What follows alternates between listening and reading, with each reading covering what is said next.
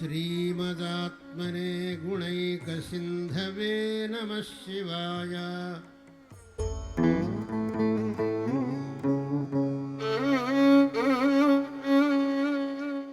गणेश शारदा गुरुभ्यो नमः। शुद्ध स्फटिक संकाशं शुद्ध विद्याप्रदायकं शुद्धं पूर्णं चिदानंदं सदा शिवमहं श्रये। हरि ओम। महादेव 19వ శ్లోకము। త్ర్యక్షదీన సత్కృపా కటాక్షతే నమః శివాయ। దక్ష సప్తతంతునాశ దక్షతే నమః శివాయ। వృక్షరాజ భానుపావకాక్షతే నమః శివాయ। రక్ష మాం ప్రపన్నమాత్ర రక్షతే నమః శివాయ। పరమేశ్వరుడి యొక్క వర్ణన 3 కన్నుల వాడిగా ఇక్కడ చెప్తున్నారు అన్నమాట। త్ర్యక్ష దీన సత్కృపాకటాక్షతే నమః శివాయ అంటే సాధారణంగా కళ్ళున్నవి దేనికి అంటే చూడ్డానికి, అది ఎవరన్నా చెప్తారు। మిగతా దేవతలందరికీ 2 కళ్ళే అలాగే ఉన్నాయి। అయితే 2 కళ్ళతో కాదు, ఈ మా శివుడు 3 కళ్ళతో కూడా భక్తుల్ని కాచుకుంటూ ఉంటాడనమాట, ఇంకా గొప్పగా చూసుకుంటూ ఉంటాడనమాట। అందుకే ఆ 3 కళ్ళతో కూడా దీన సత్కృపాకటాక్ష, దీనులు ఎవరైనా ఉంటే వారిని చక్కగా ఆయన 3 కళ్ళతో కూడా కాచుకుంటూ వారికి ఏ కోరికలు ఉన్నాయి, ఏ అవసరాలు ఉన్నాయో చూసుకుంటూ ఉంటాడు ఆ పరమేశ్వరుడు। అట్లాంటి శివుడికి నమస్కారం చేసుకుంటున్నాను। దక్ష సప్తతంతునాశ దక్షతే నమః శివాయ। నేనే గొప్పవాణ్ణి అని అహంకారం పోయి అందరూ దేవతల్ని కూడా భయపెట్టించి తాను దక్ష యజ్ఞాన్ని నెరవేరుస్తున్నాను, నిరీశ్వర యాగము చేస్తున్నాను అని శివద్వేషముతో పొగరుబట్టి ఉన్న దక్షుడని, ఆ దక్షుడి యొక్క యజ్ఞాన్ని కూడా నాశనము చేసే ఒక సామర్థ్యము కలిగిన ఆ శివుడికి నమస్కారము చేస్తున్నాను। ఏవైనా అవైదికముగా ఉన్నవన్నీ కూడా శివుడి చేతిలో నాశనం అవుతాయనే మనం ఇక్కడ తెలుసుకోవాలి। వృక్షరాజ భాను పావకాక్షతే నమః శివాయ। ఇక్కడ 3 కళ్ళని కూడా వర్ణిస్తున్నారు కాబట్టి ఆ 3 కళ్ళు ఎట్లాంటివి అంటే సూర్యుడు, చంద్రుడు, అగ్నినేత్రములు కలిగినవాడు ఆ శివుడు। అట్లాంటి సూర్య చంద్రాగ్నులను కళ్ళగా కలిగినవాడు, కాలస్వరూపుడు, జ్ఞానస్వరూపుడు అయిన ఆ శివుడిని నేను నమస్కారం చేస్తున్నాను। రక్షమాం ప్రపన్నమాత్ర రక్షతే నమః శివాయ। రక్షమాం పాహి శంకర అని చెప్పి ఎవరైతే శివుణ్ణి ఆశ్రయిస్తారో ఆ వెంటనే వారికి రక్షణ కలిగించే ఆ శివుడికి నేను నమస్కారం చేస్తున్నాను। మహాదేవ 20వది। న్యంకుపానయే శివంకరాయతే నమః శివాయ। సంకటాబ్ధితీర్ణకింకరాయతే నమః శివాయ। కంకభీషితాభయంకరాయతే నమః శివాయ। పంకజాననాయ శంకరాయతే నమః శివాయ। ఇక్కడ శివుడిని జింకను పట్టుకున్న హస్తము కలిగిన వాడు అన్నమాట। న్యంకుపాణయే శివంకరాయతే నమః శివాయ। శుభస్వరూపము, మంగళస్వరూపము అయిన ఆకారముతో ఉన్న ఆ శివుణ్ణి, చేతిలో జింకను పట్టుకున్న ఆ శివుణ్ణి, చేతిలో జింక పట్టుకోవడం మంగళకరం ఏమిటి అంటే ఇక్కడ జింకను చక్కగా మనస్వరూపం, ఎప్పుడైతే మనసు తన స్వాధీనంలో తానకి ఉంది అంటేనే వాడు శివంకరుడు, శుభముగా ఉన్నవాడనమాట, మంగళస్వరూపుడు, వాడికి మోక్షము అతి దగ్గరలో ఉంది అని తెలుసుకోవాలి। అట్లాంటి మంగళస్వరూపులను అంటే మనస్సులను లయము చేసి ఆ మనస్సుని తన ఆధీనంలో పట్టుకుని శుభస్వరూపుడు అయిన ఆ శివుడును నేను నమస్కారము చేస్తున్నాను। సంకటాబ్ధి తీర్ణ కింకరాయతే నమః శివాయ। ఈ కష్టతరమైన ఈ సంసార సముద్రాన్ని ఎవరైతే దాటుతారో వారి యొక్క అనుభవం ఏమిటి అంటే శివోహం అన్న అనుభవమే అవుతుందన్నమాట। అట్లాంటి వాడికి శివుడు, అట్లాంటి సాధకుడు ఒకడే అయ్యున్నాడు అన్నమాట, సిద్ధపురుషుడు శివుడు ఒకడే అయ్యున్నాడనమాట। అట్లాంటి తన స్థానాన్నే తాను ఇచ్చే అంత గొప్ప కరుణామయుడు, దయామయుడు అయిన ఆ శివుడిని నేను నమస్కారం చేస్తున్నాను। కంకభీషితాభయంకరాయతే నమః శివాయ। కంకుడు అంటే ఇక్కడ యముడిని చెప్తున్నారనమాట। ఆ యముడికి శివుని చూస్తే భయం, తన భక్తుడి జోలికి ఒకసారి వెళ్ళినందుకు మృత్యువుకే భయాన్ని కలిగించే ఆ మృత్యుంజయుడైన వాడు శివుడు, కాలకాలుడు। అలాగే అవిద్య, అజ్ఞానము అన్నదే మృత్యువు। అలాంటి ఆ మృత్యువుని, అజ్ఞానాన్ని, అవిద్యను కూడా పారద్రోలేవాడు, వాటి పట్ల భయంకరుడు అయినవాడు ఆ శివుడు. అట్లాంటి శివుడికి నేను నమస్కారం చేస్తున్నాను. పంకజాననాయ శంకరాయతే నమ శివాయ. చక్కటి పద్మముల వంటి కన్నులు కలిగిన వాడు ఆ శివుడు. శంకరాయ శంకరోతి అంటే ఎప్పుడు శుభాలను కలిగించేవాడు, జ్ఞానాన్ని ఇచ్చేవాడు శివుడు. అట్లాంటి శివుడికి నేను నమస్కారము చేస్తున్నాను అని ఇక్కడ వర్ణన. మహాదేవ 21వది. కర్మపాశనాశనీలకంఠతే నమ శివాయ. శర్మదాయ వర్య భస్మకంఠతే నమ శివాయ. నిర్మమర్షి సేవితోపకంఠతే నమ శివాయ. కుర్మహేన తీర్ణమద్వికంఠతే నమ శివాయ. చక్కటి నీలకంఠుడు ఆ శివుడి యొక్క కంఠాన్ని వర్ణిస్తూ ఆ కంఠం ఎంత గొప్పది, ఆ కంఠం యొక్క ధ్యానము స్మరణ వల్ల ఏమి ప్రాప్తిస్తుంది భక్తులకు అన్నది ఇక్కడ తెలుస్తుంది. కర్మపాశ నాశ నీలకంఠ తే నమ శివాయ అని. హే నీలకంఠ పరమేశ్వర, నీకు నమస్కారం చేసుకోగా కర్మ పాశముల నుండి కూడా నీవు నాశనము చేయగలవు. ఎందుకంటే పశుపతి, మనం కర్మ పాశములతో కట్టబడిన వాళ్ళము జీవులన్న భావనతో. అందుకు ఆ నీలకంఠుణ్ణి స్మరించగా చక్కగా మన కర్మ పాశములన్నీ కూడా నాశనము చేయగలడు. అలాగే శర్మదాయ వర్య భస్మకంఠతే నమ శివాయ. తన భక్తులు ఎవరైతే భస్మాన్ని ధరిస్తూ ఉంటారో, వారి కంఠం యందు కూడా భస్మము ఉంటుందో అట్లాంటి వారికి ఎప్పుడూ మేలు చేసేవాడు ఆ పరమేశ్వరుడు. అట్టి శివుడును నేను నమస్కారం చేస్తున్నాను.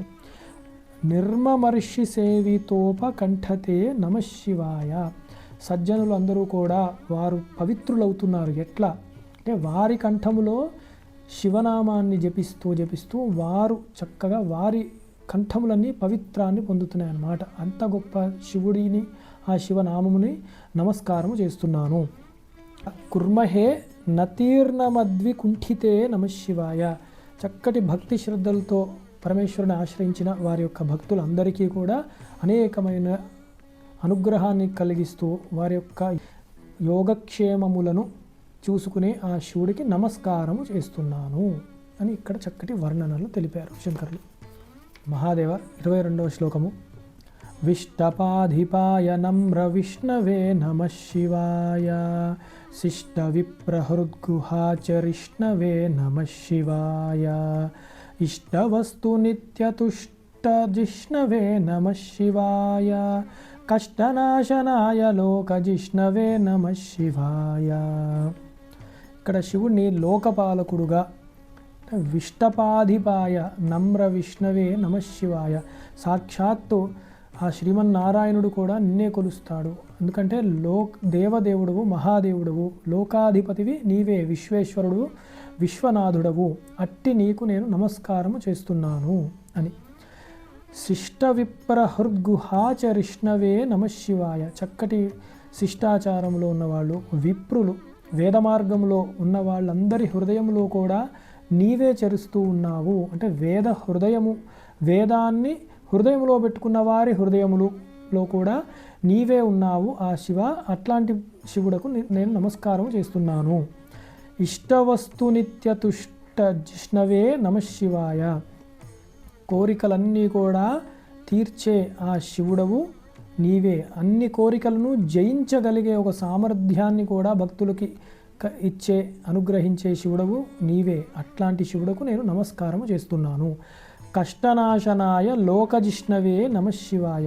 సర్వ కష్టములు, అష్ట కష్టములు అంటారు, దరిద్రము, అనారోగ్యములు, అలాంటి అనేక బాధలన్నీ ఉంటాయి. అలాంటి బాధలన్నీ కూడా నాశనము చేసేవాడు శివుడు. లోకజిష్ణవే, సకల లోకములను జయించినవాడు శివుడు. అట్లాంటి శివుడికి నేను నమస్కారం చేస్తున్నాను అని ఇక్కడ ఎంతో గొప్పగా శివుడిని లోకనాయకుడుగా వర్ణించారు. మహాదేవ 23వ శ్లోకము.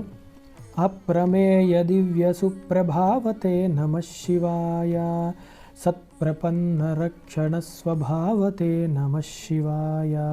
స్వప్రకాశ నిస్తులానుభావతే నమ శివాయ. విప్రడింభదర్శితార్ధ్రభావతే నమ శివాయ. శివుడి యొక్క కరుణ గురించి తెలియజేసే గొప్ప శ్లోకం ఇది. అప్రమేయ దివ్య సుప్రభావతే నమ శివాయ. నీ యొక్క దివ్య లీలలు, మహిమ ఎలా ఉంటుందంటే అప్రమేయము, అంటే దాన్ని వర్ణించలేము, నోటితో చెప్పలేమని మాట. అది భక్తి శ్రద్ధలతో పరమేశ్వరుని ఆశ్రయించిన వారికి మాత్రమే తెలుస్తుందన్నమాట. ఎందుకంటే శివుడి యొక్క శక్తి సామర్థ్యాలు అప్రమేయములు, అంటే ప్రమాణములకు అందవు. అవి ఏమిటా ప్రమాణములు అంటే ప్రత్యక్ష అనుమాన ఉపమానములకి అందదు ఆ శివుడి యొక్క తత్వము. అంతటి గొప్ప మహిమ కలిగిన వాడవు నీవు, అట్టి మహిమకు నీకు నమస్కారములు. సత్ప్రపన్న రక్షణ స్వభావతే నమశివాయ. చక్కటి స్వభావము కలిగిన వాళ్ళు, అలాగే సత్ప్రవర్తన కలిగిన వాళ్ళు, శరణాగతులను నీవు వెంటనే రక్షించే స్వభావం కలిగిన ఆ శివుడవు నీవు, అట్టి శివుడకు నమస్కారములు. స్వప్రకాశ నిస్తులానుభావతే నమశివాయ. స్వయం ప్రకాశివి నీవు, తస్య భాష సర్వమిదం విభాతి అని నీ యొక్క కాంతితోనే సర్వము ప్రకాశవంతం అవుతూ ఉన్నదన్నమాట. అంత గొప్ప చైతన్య స్వరూపుడువు, ప్రకాశవంతుడు అయిన శివుడవు నీవు, అట్టి ప్రకాశవంత స్వరూపుడికి నమస్కారములు. విప్రడింభదర్శితార్ద్రభావతే నమశివాయ. విప్రబాలుడు, బ్రాహ్మణ బాలుడైన మార్కండేయుణ్ణి మృత్యుపాలిట నుండి రక్షించి ఉన్నావు నీవు. అట్లాంటి భక్తుల పాలిట అమృత దృక్కులతో, అమృత భావనతో నీవు ఉంటావు. అమృతమునే వారికి ప్రసాదిస్తావు. కాబట్టి అంత గొప్ప శంకరుడు నీవు, మార్కండేయుణ్ణి అనుగ్రహించిన వాడువు. అట్లాంటి శివుడికి నేను నమస్కారము చేస్తున్నాను అని మృత్యుంజయ స్వరూపము ఇక్కడ మనం మళ్ళీ స్మరణ చేస్తూ ఉన్నాము. మహాదేవ 24వ శ్లోకము. సేవకాయ మే మృడ ప్రసీదతే నమశివాయ. భావలభ్యతావక ప్రసాదతే నమశివాయ. పావకాక్షదేవ పూజ్యపాదతే నమశివాయ. తావకాంఘ్రిభక్త దత్తమోదతే నమశివాయ. ఇక్కడ శివుడిని వర్ణిస్తూ సేవకాయమే మృడ ప్రసీదతే నమశివాయ. ఎవరైతే నీకు దాసులు, సేవకులు, భక్తులు, సాధకులు ఉన్నారో వారి అందరి పట్ల నీవు ఎంతో ప్రసాద భావముతో వారికి శుభముల్ని చేకూర్చడమే ప్రధానముగా పెట్టుకునే ఆ గొప్ప స్వరూపుడు నువ్వు. అట్టి అందరికీ మంచి చేసే స్వరూపము కలిగిన అట్టి శివుడికి నేను నమస్కారము చేస్తున్నాను. భావలభ్యతావక ప్రసాదతే నమశివాయ. భావముతో స్మరించినంత మాత్రముతోనే అందరికీ కూడా కోరిన కోరికలన్నీ ప్రసాదించే గొప్ప స్వభావము గల ఆ శివుడకు నేను నమస్కారము చేస్తున్నాను. పావకాక్ష దేవపూజ్యపాదతే నమశివాయ. పావకాక్ష అంటే అగ్నినేత్రముగా, అంటే జ్ఞాననేత్రముగా కలిగిన ఓ శివ, దేవపూజ్య పాదములు అవి, అంటే దేవతలుచే పూజింపబడే పాదములు అవన్నీ కూడా. అంత గొప్ప పాదములు కలిగిన వాడు. సర్వదేవతలు కూడా జ్ఞానస్వరూపుడు అయిన నీయందే వారికి భక్తి శ్రద్ధలు ఉంటాయి. అట్టి పరమశివుడికి నేను నమస్కారములు తెలుపుతున్నాను. తావకాంఘ్రి భక్త దత్తమే మోదతే నమశివాయ. నీ యొక్క పాదములు పట్టుకోగా భక్తులందరికీ కూడా ఎంతో ఆనందము కలుగుతుంది. అంటే ఇహములో వారి కోరికలు తీరుతాయి, పరములో వారికి మోక్షమే లభ్యమవుతూ నిత్య ఆనంద స్వరూపులు అవుతూ ఉంటారు. అందుకని భక్తులను ఎప్పుడూ సంతోషపెట్టే గొప్ప గుణము కలిగిన పరమేశ్వర నీకు నమస్కారములు అని ఇక్కడ చక్కటి వర్ణన తెలుస్తోంది. మహాదేవ 25వ శ్లోకము. భుక్తి ముక్తి దివ్య భోగదాయినే నమశివాయ. శక్తి కల్పిత ప్రపంచ భాగినే నమశివాయ. భక్త సంకటాపహార యోగినే నమశివాయ. యుక్త సన్మనః సరోజ యోగినే నమశివాయ. ఇక్కడ శివుడికి నమస్కరిస్తూ భుక్తి ముక్తి దివ్య భోగదాయినే నమశివాయ. భుక్తి అంటే ఇహములో భుక్తి, ధర్మ అర్థ కామములను చక్కగా ఇచ్చేవాడు. అలాగే ముక్తి కూడా, జ్ఞానాన్ని కూడా అందించేవాడు పరమేశ్వరుడు. దివ్య భోగదాయినే నమశివాయ. దివ్యమైన కోరికలు అంటే పరలోకములు కూడా ఏదైనా వారి కర్మానుసారాన రావాలి అంటే అవి ఇస్తాడు. ఇక్కడే ఇహంలో కూడా దివ్యమైన భోగములు వారి భక్తులకు అనుగ్రహించగలిగే గొప్ప కరుణ ఉన్నవాడు ఆ శివుడు. అట్టి శివుడికి నేను నమస్కారము చేస్తున్నాను. శక్తి కల్పిత ప్రపంచ భాగినే నమశివాయ.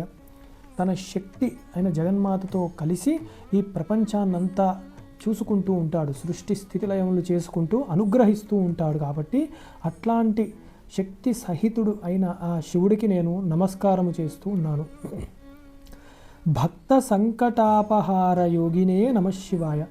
భక్తులకు ఏ ఆటంకములు వస్తాయో మనకన్నా ముందుగానే కనిపెట్టుకుంటూ 3 కళ్ళుతో కూడా అన్ని దిక్కులా చూసుకుంటూ ఆ పరమేశ్వరుడు మనకి సంకటాలను హరిస్తూ ఉంటాడు. అట్లాంటి భక్తుల యొక్క సంకటములను హరింపజేసే ఆ శివుడుకు నమస్కారము చేస్తున్నాను. యుక్త సన్మన సరోజ యోగినే నమఃశివాయ. చక్కటి సత్స్వభావములు సదాచారములు కలిగిన యోగి పురుషులు ఎవరైతే ఉంటారో వారి హృదయములలో కూడా హృదయ పద్మములలో కూడా ప్రకాశంగా ఉండే ఆ యోగి రాజైన ఆ పరమేశ్వరుడికి నమస్కారము చేస్తూ ఉన్నాను. మహాదేవ 26వ శ్లోకము. అంతకాంతకాయ పాపహారిణే నమఃశివాయ. శంతమాయ దంతి చర్మధారిణే నమఃశివాయ. సంతతాశ్రితవ్యధావిదారిణే నమఃశివాయ. జంతుజాత నిత్య సౌఖ్యకారిణే నమఃశివాయ. అత్యద్భుతంగా శివుడి యొక్క వర్ణన ఇక్కడ. అంతకాంతకాయ పాపహారిణే నమఃశివాయ. మనకు అంతము ఎవడు? అంతకుడు అంటే ఇక్కడ యముడు అన్నమాట, మృత్యు. అంతకాంతకాయ, మృత్యువుకే మృత్యువైన వాడు శివుడు అన్నమాట.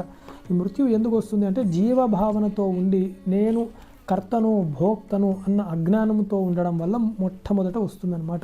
దానివల్లనే జనన మరణ చక్రములన్నీ నడుస్తూ ఉంటాయి. అలాంటి ఆ మృత్యువునే అంతము చేసేవాడు అంటే ఏమిటి అంటే మన పాపములను హరించి శుద్ధ చైతన్యం వల్ల శుద్ధ జ్ఞానాన్ని ప్రసాదించి దానివల్ల మోక్షాన్ని ఇవ్వగలడు. అది అక్కడ అంతకాంతకుడు అని. అందుకే అంతకాంతకాయ పాపహారిణే నమఃశివాయ. పాపములన్నీ కూడా ధ్వంసము చేస్తే మన పాపములన్నీ ధ్వంసము చేయగా ఆ శివుడు అప్పుడు పాపములు ఉండవు కాబట్టి ఆ యముడు కూడా మన దగ్గరికి రానే రాడనమాట. తర్వాత పాపములు లేవు కాబట్టి పుణ్య విశేషమైన ఇతర లోకాలు జ్ఞానము ప్రాప్తిస్తాడు ఆ శివుడు. అట్టి శివుడుకు నేను నమస్కారము చేస్తున్నాను. శంతమాయ దంతి చర్మధారిణే నమఃశివాయ. చక్కటి మంగళ స్వరూపముతో ఉంటాడు ఆ శివుడు. ఆయన దంతి చర్మం అంటే ఏనుగు చర్మాన్ని ధరించి ఉంటాడు. అదేమిటి ఏనుగు చర్మాన్ని ధరించడం మళ్ళీ మంగళ స్వరూపం అంటాం ఏమిటి అంటే ఏనుగు మదానికి చెప్పబడుతూ ఉంటుందన్నమాట. ఇప్పుడు మనము కూడా మమకారముతోనే ఇగోండి మనం కూడా ఈ చర్మాన్ని ధరించి ఉన్నాం. లోపల ఆ శుద్ధ చైతన్యము ఆ శివుడే ఉన్నాడు మన యందు.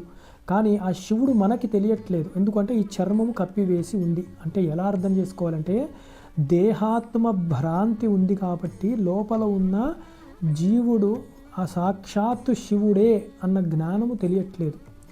ఆ శివుడికి స్పష్టముగా దాన్ని ధరించాడు. నేను దేహిని, దేహాన్ని ధరించిన వాడను అని ఆ పరమేశ్వరుడికి స్పష్టముగా తెలుసు. అవి లీలామాత్రముగా వచ్చిన సగుణ సాకార రూపములు అని. మనకి అట్లా తెలియట్లేదు. ఆ శివుడిని ఈ దేహాత్మ భ్రాంతి కప్పివేసి ఉంది. అందుకే నేను కూడా ఈ మమకారాన్ని అహంకారాన్ని కూడి ఉన్న ఈ శరీరాన్ని ధరించిన వాడను అన్న జ్ఞానము పరమేశ్వరుడు మనకి ఇవ్వగా నేను కూడా ఈ శరీరాన్ని ధరించిన వాడను, నేను శరీరధారిని అంటే ఆత్మను అన్న జ్ఞానము ఇస్తాడనమాట పరమేశ్వరుడు. అట్టి పరమేశ్వరుడికి నమస్కారం చేస్తున్నాను. అలాగే సంతతాశ్రిత వ్యథావిదారిణే నమఃశివాయ. ఎప్పుడు కూడా శివుడను ఆశ్రయించిన వారి యొక్క కష్టములను బాధలను కూడా మనోవ్యధను కూడా సమూలముగా నిర్మూలిస్తాడు ఆ శివుడు. అట్టి శివుడికి నమస్కారములు. అలాగే జంతుజాత నిత్య సౌఖ్యకారిణే నమఃశివాయ. జంతువులు అంటే సకల జీవులు, జననశీలము కలిగిన వాటిల్ని జంతువులు అంటారు. అన్ని జీవులలో కూడా పరమాత్మ సమముగా ఉన్నాడు కాబట్టి సర్వజీవుల యొక్క యోగక్షేమములు వాటి వాటి యొక్క అర్హతలు, అధికారములు, అవసరములు బట్టి పరమేశ్వరుడు వాటికి సుఖాన్ని అందిస్తూ ఉన్నాడు. అందుకే నిత్య సౌఖ్యకారిణే అని మాట. అట్లాంటి శివుడికి నేను నమస్కారము చేస్తున్నాను అని ఎంతో అద్భుతమైన జ్ఞాన భావన ఇక్కడ తెలుస్తూ ఉందన్నమాట. మహాదేవ ఆఖరి శ్లోకము 27వది అత్యద్భుతమైనది. శూలినే నమో నమః కపాలినే నమఃశివాయ. పాలినే విరించి తుండమాలినే నమఃశివాయ. లీలినే విశేషరుండమాలినే నమః శివాయ, శీలినే నమః ప్రపుణ్యశాలినే నమః శివాయ. శంకరాచార్యులు వారి యొక్క అనుగ్రహముతో మనకి చక్కటి స్తోత్రం లభించింది. దీనిలో ఎంత గొప్ప జ్ఞాన విశేషం పెట్టారు అంటే ఆఖరణ వస్తూ ఉండగా ఇక్కడ చూస్తే శూలినే నమో నమః కపాలినే నమః శివాయ. శూలధరుడు ఆయన. శూలము అంటే 3 ఇలా శూలములా ఉండి త్రిశూలము. అది అంటే ఏమిటి? 3 అవస్థలు, జాగ్రత్త స్వప్న సుషుప్తి అన్న అవస్థలలో ఏకముగా ఈ 3 అవస్థలు చూసారా? ఒక శూలము బంగారముతో చేసింది అనుకుందాం, శివుడు కదా. ఆ శూలము 3తో ఇలా ఉండి ఒక ఇలా పట్టుకోవడానికి ఒకటి ఉంటుంది అన్నమాట.